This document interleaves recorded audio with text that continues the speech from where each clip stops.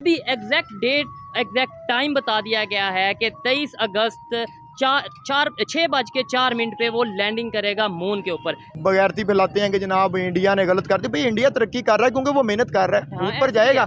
और ये कहाँ पे रूल लिखा हुआ है कि सिर्फ मुसलमानों ने तरक्की करनी है?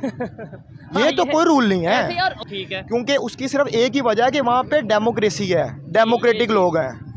आप देखें पाकिस्तान में जब पहला इलेक्शन हुआ है इंडिया में, तब तक 4 इलेक्शन हो चुके हुए थे, 4 प्राइम मिनिस्टर अपना टाइम पूरा करके जा चुके हुए थे। बात नहीं कर रहा मैं। इसके अलावा बाकी जो जंगें हुई हैं मुझे उनका बताएं। 1965 की जंग में हमने सिर्फ डिफेंस किया है, एक हद तक वो जंग हम जीते नहीं है, चलो उसको हम जीत भी लेते हैं।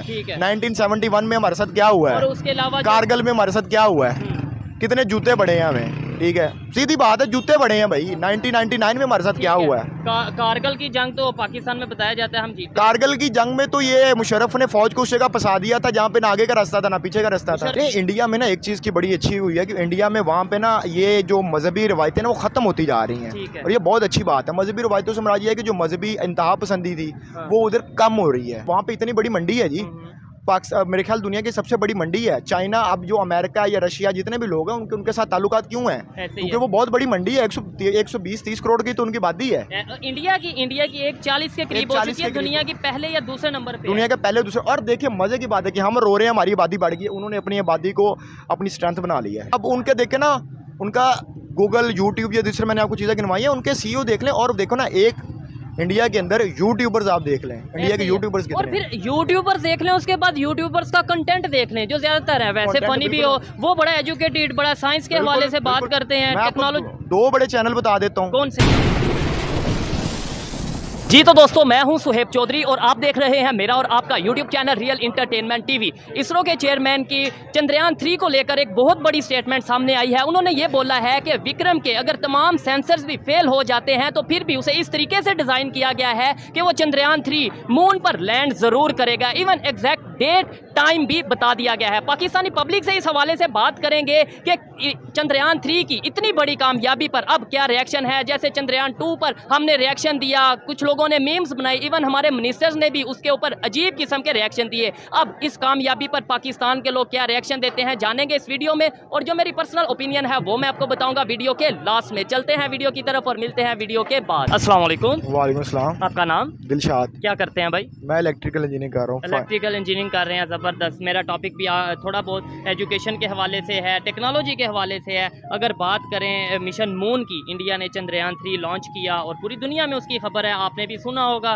सोशल मीडिया पे देखा होगा। अभी एग्जैक्ट डेट एग्जैक्ट टाइम बता दिया गया है कि 23 अगस्त 6:04 पे वो लैंडिंग करेगा मून के ऊपर। क्या कहेंगे उसकी कामयाबी को लेके, चंद्रयान 3 की कामयाबी को लेके, इंडिया की टेक्नोलॉजी को लेके? सर इंडिया का IT सेक्टर तो पूरे एशिया में सबसे ज़्यादा अच्छा है। आप उनका गूगल का CEO देख लें, यूट्यूब का CEO देख लें, वो इंडियन ही है। ठीक है। और उनकी एक यूनिवर्सिटी है IIT, बहुत मशहूर यूनिवर्सिटी है उनकी, और उनका जो IT का लेवल है उसको तो हम मैच नहीं कर पा रहे। लेकिन स्पेस टेक्नोलॉजी की, जैसे अगर हम अभी बात कर रहे हैं मिशन मून के हवाले से, स्पेस टेक्नोलॉजी में भी अब वो अपना नाम बनाते नजर आ रहे हैं। जी, स्पेस टेक्नोलॉजी को भी आप इंफॉर्मेशन टेक्नोलॉजी से लिंक कर रहे हो ना आजकल। अच्छा। वो उसके बगैर तो वो भी मुमकिन नहीं है ना, क्योंकि आप मशीन लर्निंग इसके अंदर यूज होती है, इसके अंदर आर्टिफिशियल इंटेलिजेंस यूज होती है, तो वो सारी कंप्यूटर साइंस की फील्ड और इन्फॉर्मेशन टेक्नोलॉजी की फील्ड है। ठीक हो गया। तो उसके साथ लिंक करती हैं। देखिए वो कम से कम ट्राई कर रहे हैं। असल में मसला ये है कि पाकिस्तान का और उनका अलमिया ये है कि हम जो हैं वो अभी तरक्की पजीर ही हैं। तरक्की पजीर इस वजह से हैं कि हमारे पास दूसरे कामों, अभी हम दूसरे कामों में लगे हुए हैं। अभी हम रोटी कपड़ा मकान हाँ, हम उन कामों में लगे हुए हैं। अभी वो उन कामों से निकल चुके हुए हैं। ठीक है। क्योंकि उसकी सिर्फ एक ही वजह है कि वहाँ पे डेमोक्रेसी है, डेमोक्रेटिक लोग हैं। आप देखें पाकिस्तान में जब पहला इलेक्शन हुआ है इंडिया में, तब तक 4 इलेक्शन हो चुके हुए थे, 4 प्राइम मिनिस्टर अपना टाइम पूरा करके जा चुके हुए थे, और हमारा पहला इलेक्शन हो रहा था। ठीक है। और उसके बाद अब तक देख लें, उनके वहाँ पे कोई भी एक ऐसा प्राइम मिनिस्टर नहीं जिसको टाइम से पहले। वो मैं अभी सोशल मीडिया पे सुन रहा था, वो कह रहे थे कि पाकिस्तान का नारा क्या, वो कह रहे थे कि असम्बली तोड़ तख्त पे आ। तो मैं अभी सुन रहा था। तो भाई देखिए, जब तक डेमोक्रेसी नहीं होगी, देखो ना, जब डेमोक्रेटिक लोग आते हैं ना ऊपर, अब एक डेमोक्रेटिक बंदा है ना, जब वो लोगों के पास जाता है उसको पता है कि यार मैंने 5 साल बाद लोगों के सामने अकाउंटेबल होना है। ऐसे ही है। ठीक है, बेशक वो जितना मर्जी गंदा पॉलिटिशियन है, लेकिन जो एक जर्नैल है या जो एक फौज का बंदा या डिक्टेटर है, उसको पता है मैंने अकाउंटेबल ही नहीं होना। हाँ, मैंने तो बाद में ये कहना है, हम तो मजबूरन आए थे क्योंकि पॉलिटिशियन अच्छा काम नहीं थे कर रहे, उनसे कोई सिस्टम चल नहीं रहा, तो हमें आना पड़ा। मुझे ये बताएं, आप एज ए पाकिस्तानी क्या कहेंगे जब चंद्रयान 2 उस तरीके से कामयाब नहीं हुआ, मतलब 100% सक्सेसफुल नहीं हुआ, तो पाकिस्तान में मीम बनाई गई, सोशल मीडिया पे ट्रेंड रहा कि भाई उन्होंने देखो क्या फ़ायदा हुआ इतने पैसे लगाने का। तो अब चंद्रयान 3 जिस तरीके से ऑलमोस्ट कामयाबी की तरफ नज़र आ रहा है, हमें समझ लें कामयाब हो चुका है, तो अब पाकिस्तान के लोग, पाकिस्तान की पब्लिक इस कामयाबी पे क्या कहना चाहिए? तो ये जो लोग मीम बना रहे थे, इन्होंने क्या बना लिया है? हाँ। इन्होंने क्या बना लिया? अब हमारे यहाँ तक के मोटरसाइकिलों को जो स्पेयर पार्ट्स वगैरह हैं वो भी बाहर से हम इंपोर्ट कर रहे हैं, चाइना से ज़्यादातर। ठीक है, चाइना से इंपोर्ट कर रहे हैं। हम एक बाइक असेंबल नहीं कर पा रहे यहाँ पे, ठीक है, गाड़ी असेंबल नहीं कर रहे। उन्होंने पिछले दिनों वो इलेक्ट्रिक कार भी असेंबल कर दी है, इंडिया ने की है, ठीक है। अब उन्होंने चंद्रयान 2 भेजा, उन्होंने कम से कम ट्राई तो की ना इस जगह पे। चंद्रयान 3 जैसे भेजा, उसके ऊपर वो कामयाबी की तरफ जा रहे हैं। बिल्कुल, वो इस तरह 23 अगस्त को मुझे तो उम्मीद है कि इंशाल्लाह 23 अगस्त को वो ले आएंगे, और खुश होना चाहिए। और ये जो लोगों के दरमियान ये बगैरती फैलाते हैं कि जनाब इंडिया ने गलत कर दी, भाई इंडिया तरक्की कर रहा है क्योंकि वो मेहनत कर रहा है, ऊपर जाएगा। और ये कहाँ पे रूल लिखा हुआ है कि सिर्फ मुसलमानों ने तरक्की करनी है?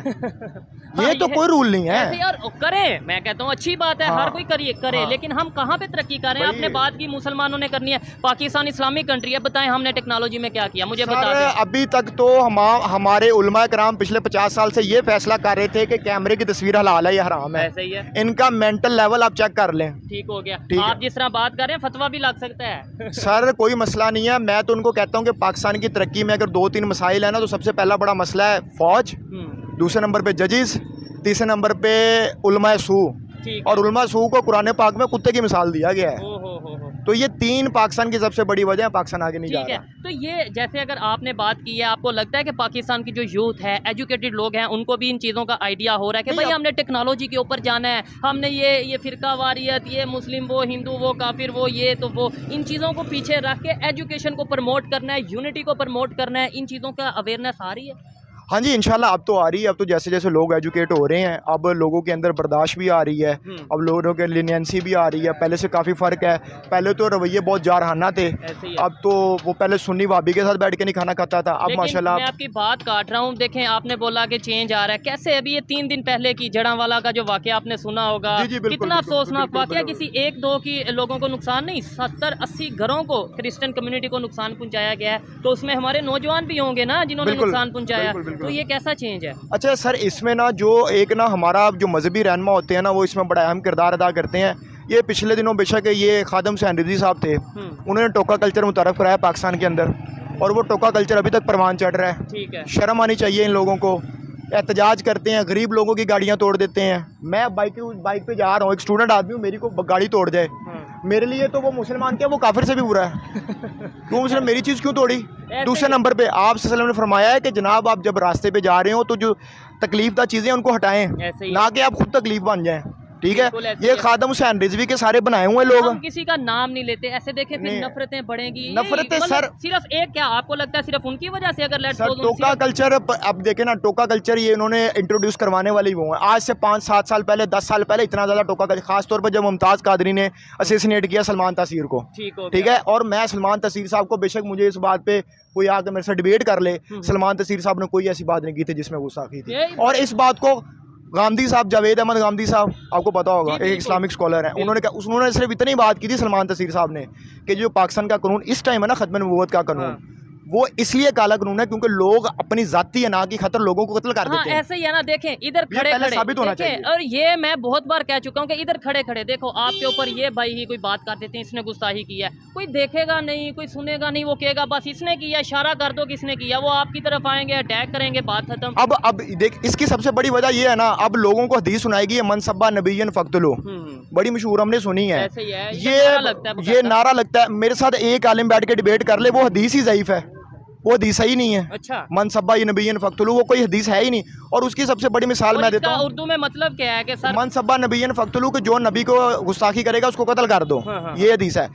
अब इनकी ये खादम हुसैन रिजवी साहब, ये जो भी ये बरेलवी हज़रात जो हैं, वो ज़्यादातर इस मामले को उठाते हैं। तो इनकी फ़िक़्ह हनफ़ी में लिखा हुआ है कि जब कोई गुस्ताखी करेगा पहले उस पर तौबा पेश की जाएगी। ये पेश करते हैं तौबा? ये फिका हनफी को फॉलो करते हैं ना। मतलब देखें, जब एक जुल्म की तरफ हम जाएंगे या जबर की तरफ जाएंगे तो वो थोड़ा सा बात किसी और तरफ चल जाएगी। खैर, मजहब को लेके इतना नॉलेज नहीं है, हम टेक्नोलॉजी की बात कर रहे थे। मजहब को डिस्कस अगर करेंगे तो शायद आप भी स्टूडेंट हैं, मैं भी स्टूडेंट हूँ, कुछ ऐसा ना बोल दें कि जिसकी वजह से किसी को कोई बात बुरी लगे। हम टेक्नोलॉजी के ऊपर आते हैं, क्या वजह है कि वो आगे चले गए इंडिया वाले। ये मैं हर एक से बात करता हूँ, लेकिन इनसे बात करने का मकसद ये है कि काफ़ी ज़्यादा एजुकेटेड लग रहे हैं। क्या वजह वो आगे चले गए? सर उसका एक तो उनका जो तालीमी निज़ाम है वो मॉडर्न है, ठीक है, और दूसरे नंबर पे उनका जो उनके अंदर जो इन्फॉर्मेशन टेक्नोलॉजी का उनके अंदर जो एक स्कोप बना हुआ है वो हम उसको मैच नहीं कर पा रहे। अब देखिए हमारे लाहौर के अंदर कितने आईटी सेक्टर्स हैं। हमारा लाहौर अरफा क्रीम टावर के अंदर तो मैं खुद पढ़ता हूँ, मैं वहाँ से फाइनल ईयर मैं इन्फॉर्मेशन टेक्नोलॉजी यूनिवर्सिटी से कर रहा हूँ। मेरा फाइनल ईयर है, 6 सेमेस्टर कंप्लीट हो गया मेरे। तो वहाँ पे भी इतना कोई खास नहीं है, वहाँ पे भी पाइथन सिखा रहे हैं, मशीन लर्निंग सिखा रहे हैं, जो चीज़ें पहले सीखते आ रहे हैं वही चीज़ें सिखा रहे हैं। कोई नहीं। अब मुझे देखे ना, मेट्रोपॉलिटन शहर है लाहौर, कितने आईटी सेक्टर यहाँ पे बनाए हुए हैं, कोई आईटी सेक्टर नहीं है।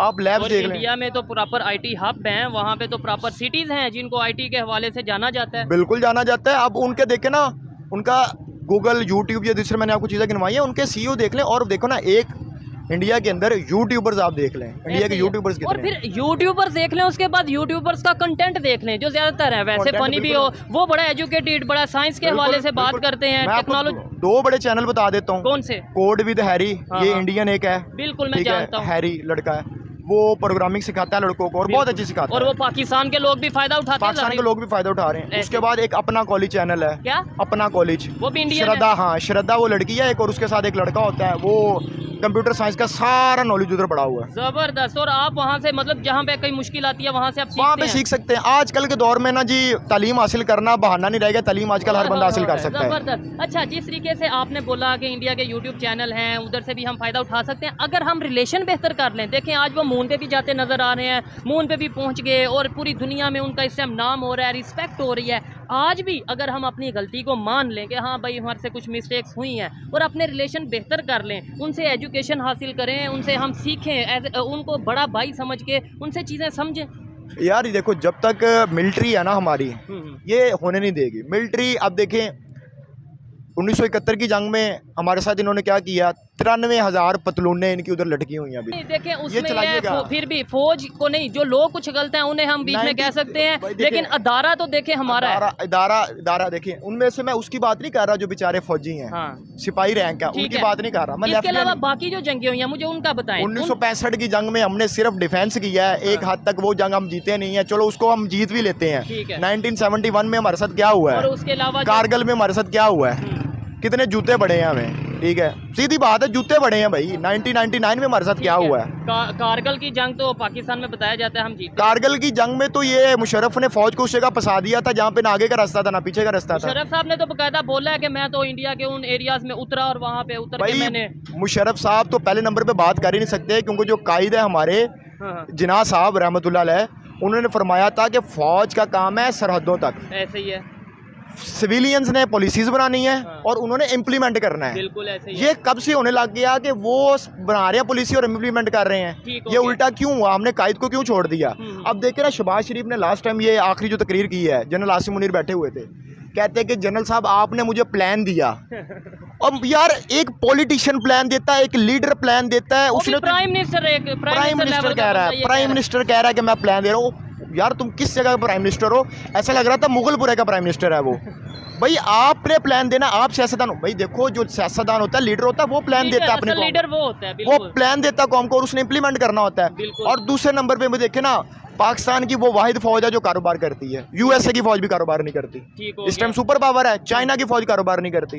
ऐसे ही है। ये जनाब चाय भी बना रहे हैं, ये जनाब प्रॉपर्टी डीलर भी बनाए हुए हैं, बैंक भी बन रहे हैं, सीमेंट भी बना रहे हैं, जो इनका काम है वो नहीं कर रहे। लेकिन इसमें भी इकोनॉमी में कुछ ना कुछ तो अपना रोल प्ले कर रहे हैं ना। देखें अगर वो सीमेंट बना रहे हैं, सीमेंट बिक रहा है, तो फिर थोड़ा मैं आपको बड़ी मिसाल देता हूँ। सिविल एविएशन अथॉरिटी एक पाकिस्तान का एक इदारा है, आप शायद वाकिफ हो, वहाँ का डीजी कौन है, रिटायर फौजी, बिल्कुल नादरा पे आ जाए, कौन है, जितने भी इदारे हैं मोस्टली पाकिस्तान के जितने इदारे हैं उन पे सब फौजी बैठे हुए हैं, सीधी बात, नंगी बात है।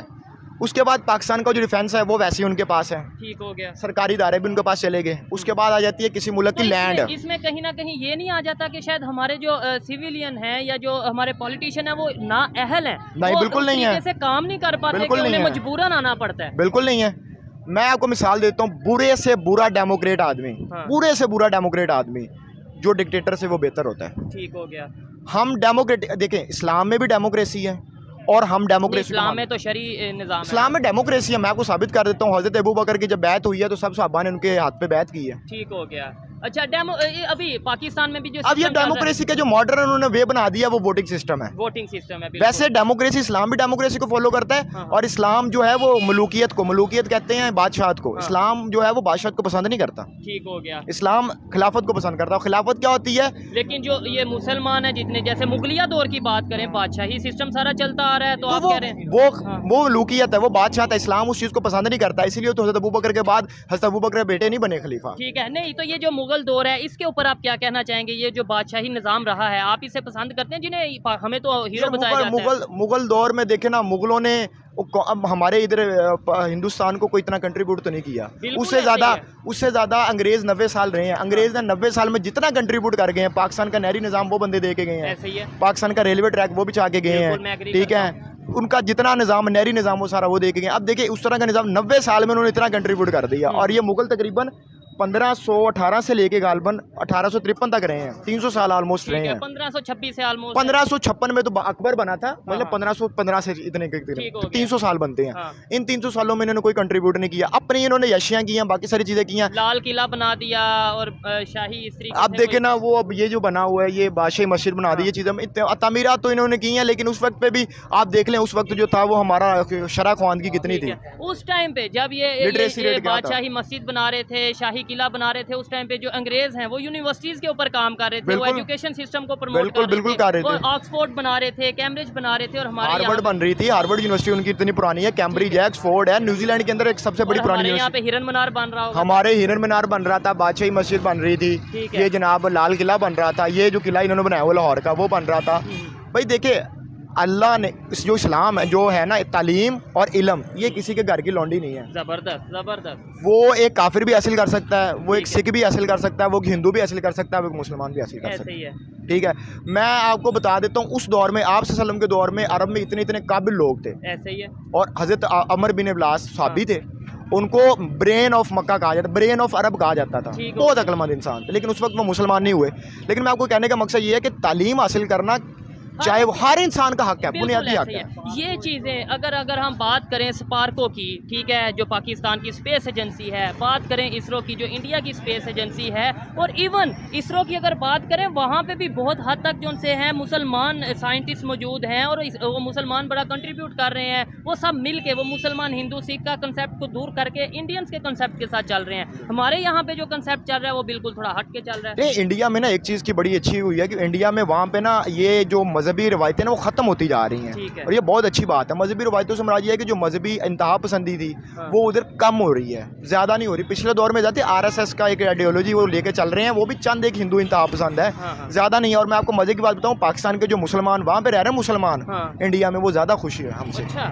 ये मेरे साथ हमें तो थोड़ा सा इधर आ जाए। हमें तो असदुद्दीन ओवैसी और अकबरुद्दीन ओवैसी का शायद आपने नाम सुना है, बड़ा वायरल यूट्यूब पे अक्सर हम क्लिप्स हैदराबाद, जैसे दलेरी के साथ, हैदराबाद दक्कन के नवाब हैं वो, ठीक है जी। वो कहते हैं कि हम हिंदुस्तान में खुश हैं, और मैं आपको बताऊं एक हिंदुस्तान में लोग खुश क्यों होंगे। अब देखिए, उनका 5th लार्जेस्ट इकोनॉमी बनने जा रहा है, वो बन चुका है, सॉरी, थर्ड लार्जेस्ट इकोनॉमी बनने जा रहा है। और उनकी ऑटोमोबाइल इंडस्ट्री जो है वो जापान को क्रॉस कर चुकी हुई है, ठीक है। और IT का सेक्टर उनका आपके सामने है, पूरी दुनिया मान रही है। उनको वो आहिस्ता आहिस्ता आगे चले, फिल्म इंडस्ट्री देख ले उनकी बहुत आगे है, ठीक है। हमारे यहाँ पे तो ये कहा जाता है हराम है, हालांकि हराम है तो फिर आप बैन कर दो ना, आप खत्म ही कर दो। हर काम हो रहा है और फिर आप बाद में कह दो हराम है। भाई देखो, अगर हराम है तो आप, ये तो इंसान ने खुद फैसला करना ना, जो इंसान काम कर रहा है। इस्लाम किसी के ऊपर पाबंदी लगाने को नहीं कहता, इस्लाम कहता है कि आप अपने राय हमवार करें। इस्लाम बड़ा अमन वाला है। और इसरो की बात कर रहा था, मुझे बताएं क्या वजह है। और मैं आपको शायद मेरे से ज्यादा नॉलेज है, बड़ा मजा आ रहा है जी इनके साथ बात करके, यकीनन आपको भी देख के मजा आ रहा होगा। आपको मेरे से ज्यादा शायद नॉलेज हो। अगर स्पार्को की बात करें, सुनने में आया कि 8 साल पहले, इसरो से 8 साल पहले काम शुरू कर चुके थे, स्टार्ट कर चुके थे। इसरो 8 साल बाद उन्होंने अपना वर्क स्टार्ट किया। आज इसरो कहाँ पे है? दुनिया की बड़ी स्पेस एजेंसीज में उनका शुमार होता है, और स्पार्को कहाँ पे है? सर स्पार्को का तो इतना मुझे इसलिए नहीं लग रहा क्योंकि अगर 8 साल उन्होंने पहले काम शुरू कर दिया था तो किधर है उनकी आउटपुट? कोई आउटपुट तो नज़र हमें आई नहीं है। और दूसरे नंबर पे मतलब बुनियाद पहले रखी थी ना, ये नहीं कि मिशन मून लॉन्च कर दिया था, बुनियाद पहले रखी थी कि लो जी हमने एक स्पेस के हवाले से एक अदारा बना दिया है, स्पेस टेक्नोलॉजी के हवाले से। ये तो ऐसे इदारे तो बनते रहते हैं। अभी आप 4 लोग मिलके एक इदारा बना देते हैं, जब वो कमीशन मिलना होता है तो वो एक और इदारा बनाते हैं। पाकिस्तान के अंदर देखिए सर, पिछले साल 6 लाख के 10 लाख लोग बाहर गए हैं, तकरीबन 8 लाख लोग गए हैं। और इस साल जो है वो 10 लाख लोग तकरीबन इस साल अभी तक जा चुके हैं। और मैं अभी साल कंप्लीट नहीं हुआ, ये याद रखिएगा। अभी अगस्त चल रहा है, अभी 4 महीने पड़े हैं। मैं कहता हूँ, मैं इधर गारंटी से कह सकता हूँ, इधर सर्वे कर लें, जो एजुकेटेड लोग हैं या जो यूथ है उनसे आप रोक के पूछ लें कि भाई आप बाहर जाना चाहते हैं, वो डेफिनेटली कहेंगे जी भाई मैं तो सबसे पहले जाना चाहता हूँ। 10 में से 8 तो ज़रूर कहेंगे। सर ये मैं आपको अपनी मिसाल देता हूँ। अभी मुझे सुबह टाइम मेरे घर वालों से, मेरे वालिद साहब की मुझे कॉल आई है। वो मुझे कह रहे थे कि बेटा तुम्हारा 1 सेमेस्टर रह गया, तो मैंने बात कर लिया एजेंट वगैरह से। ये मैं आपको अपनी सच्ची बात बता रहा हूँ कि मैंने आपको कनाडा भेज देना है, ठीक है। उधर जाके आप अपना मास्टर्स करो इलेक्ट्रिकल इंजीनियरिंग में, और आपका प्रोसेस कंप्लीट करवा और आईलेट्स की तैयारी शुरू करो। ये मैं अपने आप, और ये हर घर क्या है, हर घर में, हर घर की ये कहानी है। और जो नहीं जा रहा वो इस वजह से नहीं जा रहा कि उसके पास पैसे नहीं है वीज़े के लिए, उसके पास पैसे नहीं है बाहर जाने के लिए। जाहिर है फिर डॉलर जो है वो बढ़ रहा है, तो पाकिस्तानी रुपया डीवैल्यू हो रहा है, तो ज़्यादा पैसे लग रहे हैं। पहले किसी दौर में 10-15 लाख में बंदा ऑस्ट्रेलिया चला जाता था, और आप कितने में? अब तकरीबन 30 लाख 25 लाख 30 लाख में गेम चलेगी, और कनाडा की तो 60 लाख में चली गई है। हो गया, अच्छा लगा बात करके। लास्ट में बस मुझे ये बता दें, हमें सीखने की ज़रूरत है। देखें बड़ी बातें की हैं, कुछ जज्बात में आगे भी भाई ने बातें की हैं, लेकिन काफ़ी हद तक ऑथेंटिक बातें की हैं। लास्ट में ये बता दें, हमें सीखना चाहिए, नो डाउट अप्रिशिएट करना चाहिए। हमने किया भी, इंडिया को अप्रिशिएट करते हैं, करना भी चाहिए, लेकिन सीखने की ज़रूरत है। क्यों नहीं सीख लेते? क्यों इंडिया का नाम सुन के या इंडिया की बात करके ही पाकिस्तान में ये कहा जाता है ये यार इंडिया की बात कर रहा है, ये तो गद्दार, ये तो एजेंट, ये तो काफर, ये तो ये। सर अगर डेमोक्रेसी हो ना दोनों तरफ, अब उनकी तरफ तो डेमोक्रेसी है, हमारी तरफ अगर डेमोक्रेसी हो ना, तो 2 लीडर्स अगर बैठ जाए, जैसे भी इमरान खान था या कोई भी लीडर हो, नवाज शरीफ डेमोक्रेटिक लीडर हो, वो जाके इनके साथ बैठे, इनके साथ अपने एग्रीमेंट साइन करे, उनको कहो कि भैया मिलकर काम करते हैं। और जो इस तरह के लोग इंतहा पसंद हैं, जो उधर भी हैं इधर भी हैं, दोनों तरफ हैं, उनको पकड़ के उल्टा लटकाएं। जबरदस्त। और देखें ट्रेड हम आपस में क्यों नहीं कर रहे सर, हमें ट्रेड करने में मुशर्रफ साहब और वाजपेयी साहब के दौर में, मनमोहन साहब के दौर में कोशिशें की गई। हाँ थोड़ी उस टाइम पे हुई थी, मामला तो कुछ आगे चले थे, लेकिन फिर वो रुक गए। लेकिन वो 2008 में फिर अटैक हुआ वहाँ पे, जिसकी वजह से उनमें दोबारा से गमो गुस्सा आया और उन्होंने कहा कि भाई हम दोबारा वो मामला खराब हो गए। अब देखें ना हमारी ट्रेड हम एक दूसरे के साथ कितनी आसानी से कर सकते हैं। और ज्यादा फायदा किसको है ट्रेड का? पाकिस्तान को फायदा है, क्योंकि वहाँ पे इतनी बड़ी मंडी है जी। मेरे ख्याल दुनिया की सबसे बड़ी मंडी है चाइना। अब जो अमेरिका या रशिया जितने भी लोग हैं उनके साथ ताल्लुकात क्यों हैं? क्योंकि वो बहुत बड़ी मंडी है, 120-130 करोड़ की तो उनकी आबादी है। इंडिया की 140 के करीब हो चुकी है, दुनिया की पहले या दूसरे नंबर पे, दुनिया के पहले दूसरे। और देखिए मजे की बात है कि हम रो रहे हैं हमारी आबादी बढ़ गई है, उन्होंने अपनी आबादी को अपनी स्ट्रेंथ बना लिया है। हाँ यही चीज़ है, एजुकेशन के हर चीज़ के थ्रू उन्होंने अपनी आबादी को। आप देखिए उनका जो बच्चे हैं ना, इंडियंस बच्चे जो थोड़े बहुत पढ़े लिखे हैं, 15-16 साल के लड़के, वो घरों बैठे डॉलर्स कमा रहे हैं। ऐसे ही है, कोई यूट्यूब से कमा रहा है, कोई ग्राफिक डिजाइनिंग से कमा रहा है, कोई मशीन लर्निंग से कमा रहा है, कोई पाइथन से बना रहा है। मतलब उनके जो बच्चे हैं, ज्यादातर बच्चे वो कमा रहे हैं क्योंकि उनमें अवेयरनेस उस तरीके से दी गई है, जबकि हमारे यहाँ पे वो अवेयरनेस की बहुत ज्यादा कमी है। तो अभी तक कहते हैं कि ऑनलाइन काम फ्रॉड होता है।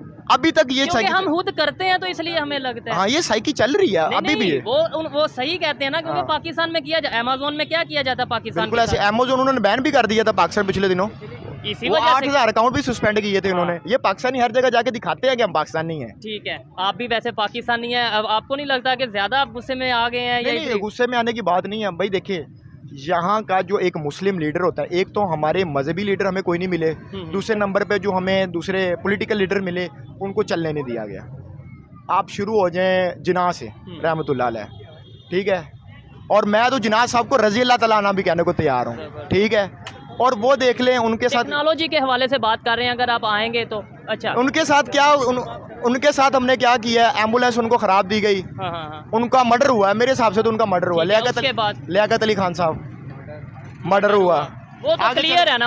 आगे चले अपना जो उनकी बहन थी फातिमा, क्या नाम था उनका? फातिमा जिना के ऊपर तशद्दुद के निशानात थे उसकी बड़ी। यार उनके ऊपर इल्जाम क्या था? गद्दारी का इल्जाम यार, इंडिया के साथ गद्दारी, इंडिया से यार। और मैं समझता हूँ कि उस टाइम मानने वाली कौम उसको भी सुभान अल्लाह।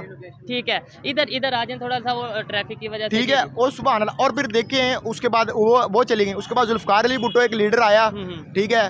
100 इख्तलाफात हो सकते हैं आपके उसके साथ हमने क्या किया, जुडिशियल मर्डर किया उसका। जुल्फकार अली भुट्टो के बाद अब ये नवाज शरीफ आया, नवाज शरीफ की उन्होंने पॉपुलैरिटी देखी, उसकी हुकूमत गिरा दी।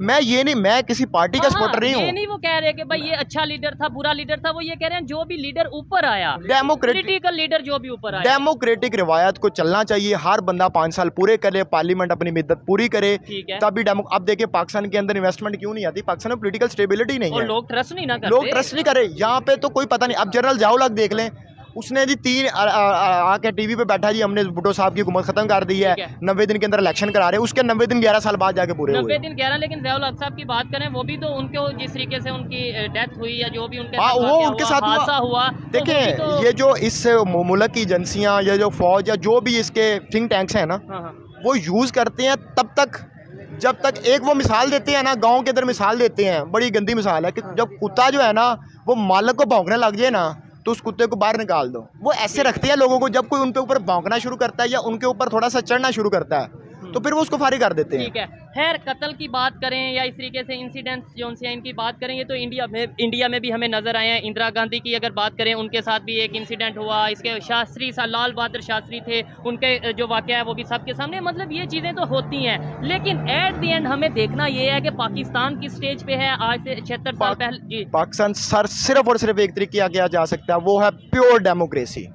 डेमोक्रेटिक निज़ाम के अलावा इस टाइम कोई निज़ाम काबिल कबूल नहीं है। अच्छा, क्या मैसेज देना चाहेंगे जो यार मैं आपको यही मैसेज देना चाहूँगा, 1 मिनट का मैसेज मैं आपको यही देना चाहूँगा कि भाई अदम बर्दाश्त ना पैदा करें, बर्दाश्त पैदा करें अपने अंदर, एक दूसरे को सुनने की, एक दूसरे को समझने की कोशिश करें। और ख़ास तौर पर ये जो जड़ावाला में वाक़या हुआ है वो बड़ा अफसोस हुआ है। वो मसीही भाई, वो हमारे भाई बहन है, ठीक है, हम उनसे बड़ा प्यार मोहब्बत करते हैं। हमारे यहाँ माइनॉरिटीज़ को बड़ी इज्जत की निगाह से देखा जाता है। और हम और मसीही वही लोग हैं, ये वही मसीही लोग हैं जो 14 अगस्त को आज़ादी के जो सा वो जश्न मना रहे थे, झंडे लहरा रहे थे, अपना जिस्म में 14 अगस्त के वाले से कपड़े पहने हुए थे, और उनकी वो वीडियोस वो जो फोटोज वायरल हुई हैं। कैसा इमेज जाएगा इंटरनेशनल लेवल पे? आप देख लें किस तरह का इमेज जाएगा। और वो मसीही बरादरी और मसीही बरादरी के पाकिस्तान बनाने के अंदर बड़ी कंट्रीब्यूशंस हैं, ठीक है। और पाकिस्तान की एक वो जस्टिस है, जस्टिस कार्नेलियस मेरे ख्याल उनका नाम है, वो भी एक मेरे ख्याल क्रिश्चियन ही थे, ठीक है। उसके बाद फॉर्मन क्रिश्चियन कॉलेज हमारे इधर लाहौर में है, तो क्रिश्चियन बरादरी की हमारे यहाँ बहुत कंट्रीब्यूशन है। बिल्कुल ऐसे ही है, क्रिश्चियन छोड़ के हिंदुओं की बड़ी कंट्रीब्यूशन। और दूसरे नंबर पे मैं आपको, हमारे तो हीरोज बहुत से, अगर आज़ादी की प्रॉपर गोरों से आज़ादी की बात करें तो कितने फ्रीडम फाइटर्स हैं जो हिंदू कम्युनिटी से मेजोरिटी ज़्यादा उधर हिंदू कम्युनिटी से थे। और मैं आपको एक मजे की बात बताऊँ, रसूल पाक सल्लल्लाहु अलैहि वसल्लम की हदीस है, वो फरमाते हैं कि जिसने किसी काफिर जिम्मी को कत्ल किया, जिम्मी कहते हैं कि जो कि एक मुसलमान रियासत में टैक्स दे के रह रहा हो, ठीक हो गया, तो वो इंसान जन्नत की खुशबू भी नहीं पाएगा। ठीक। और हमने तो यहाँ पे हर दिन ऐसी खबर सुनते हैं। हाँ जी, आप देख लें, अब हमें कुरान और सुन्नत से कितना दूर रखा गया ऐसे ही है। हमारे यहाँ पे तो यही एक जो नारे हैं, 2-3 बड़े बड़े नारे लगा दिए जाते हैं, सर तन से जुदाई है, ये चीज़ें। लेकिन जो असल में बहुत सी ऐसी चीज़ें हैं जो इस्लाम का एक पॉजिटिव इमेज सामने लाती हैं, उनके ऊपर कोई बात नहीं करता। इस्लाम तो किसी मुसलमान को तो कत्ल करना दूर की बात, मैंने आपको हदीस सुना दी और कोई आलम मेरे साथ आके डिबेट कर, बिल्कुल ये बात हमने भी सुनी है कि जिसने एक इंसान का कत्ल किया उसने पूरी इंसानियत का कत्ल किया। ये नहीं यहाँ पे लिखा हुआ कि मुसलमान का या काफिर का कत्ल, एक इंसान का कत्ल। ऐसे ही है, जबकि ये बात कोई नहीं बताता इस तरीके से। खैर बहुत अच्छा लगा सर भाई आपसे बात करके, और मैं कोशिश करूंगा, मैं पर्सनली ये चाहूंगा कि आप दोबारा कभी अगर आपके पास टाइम हो तो हमारे इस प्रोग्राम में जरूर है। ऑडियंस भी जरूर बताइएगा आपको इनकी बातें कैसी लगी, इनकी गुफ्तगू कैसी लगी। नेक्स्ट हम इन्हें इन्वाइट करें या ना करें जरूर बताइएगा। बहुत शुक्रिया जी।